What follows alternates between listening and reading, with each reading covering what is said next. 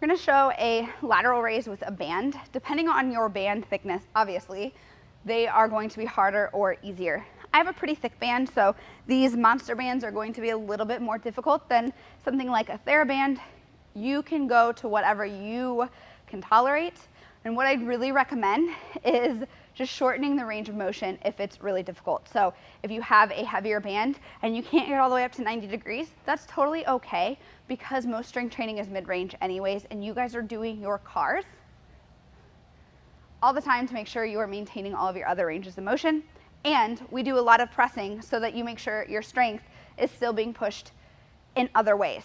That is why this program is designed the way it is, so that you can not have to train through your full ranges of motion every single time, because we have lots of foolproof ways in all the other areas to make sure that you're doing that. This is one of the few times, though, I am giving you full permission to do that. For the most part, I will give you in coaching notes or remind you that most of our exercises we want to train through as much range of motion as possible, trying to get a little more each time. But again, we don't have to be perfect every time. I love the 80-20 rule. So this is the 20%.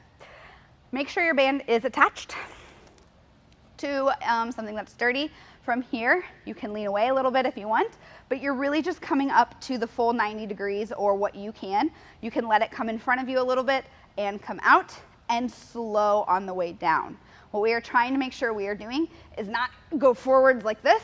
We are not craning through our backs, and we are not using momentum and coming down. So I can't imagine anybody wanting to do something like that, but you're not going to get the gains. Make sure it's nice and controlled to your range of motion and back down.